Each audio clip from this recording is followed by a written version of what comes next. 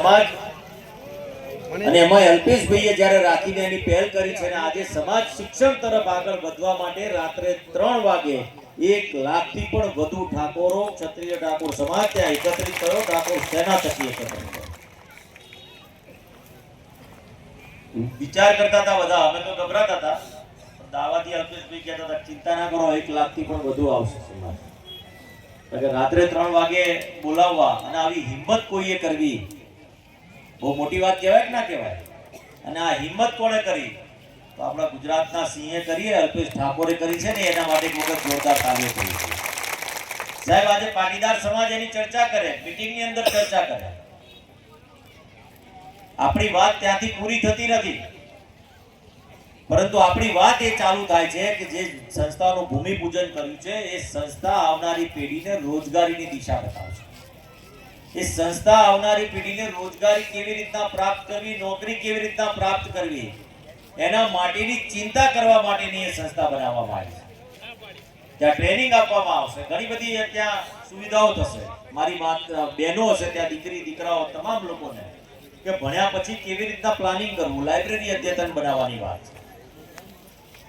આ બંધારણની સાથે આપણે બધા એવું પણ કમર કસવી પડશે. સંસ્થા બનાવીએ પણ 12મા ધોરણ પછી આપણા વિદ્યાર્થીને ગ્રેજ્યુએટ કે એન્જિનિયરિંગ કે ડોક્ટર કે બીજા કોઈ ફિલ્ડની અંદર આપણે ના મોકલીએ તો સંસ્થાની અંદર ટ્રેનિંગ લેવા વાળો બીજો વર્ગ જતો રહે. પછી થાય કે ના થાય? એવું આપણે એ પણ બંધારણની અંદર નક્કી કરવું પડશે કે આપણે એથી છૂટા પડીએ ત્યારે એવું પણ નક્કી કરીને છૂટા થવું પડશે કે આપણે આપણા બાળકને સારી જગ્યાએ પણ ગ્રેજ્યુએટ તો ફરજિયાત, માસ્ટર ડિગ્રી સુધી આપણે ફરજિયાત ભણાવવા પડશે. એવા નિર્ણય સાથે આવનારી પેઢીના દિશા નિશ્ચિત કરવી પડશે.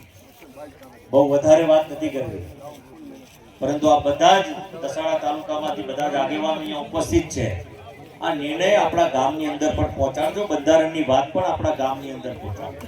તમામની સહીઓ લેજો. કોઈક આગેવાન કોઈ સંજોગો વસાત ઉપસ્થિત નથી રહી શક્યા, પરંતુ ગામની અંદર સહીઓ કરીને બધાની આ બંધારણને વંચાવજો ઘરે ઘરે જઈને. મારા ઠાકોર સેનાના કાર્યકર્તાઓને પણ કહું કે આપણે આ કરવું પડશે અને સમાજને જાગૃત બનાવવા પડશે.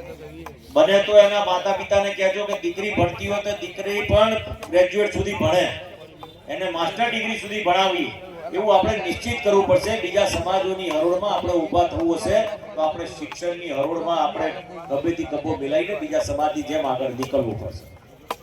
અને આ બધા જે મારું સન્માન કર્યું, માન આપ્યું તે બદલ આપ સર્વનો આભાર માનું છું. આયોજકોનો આભાર માનું છું.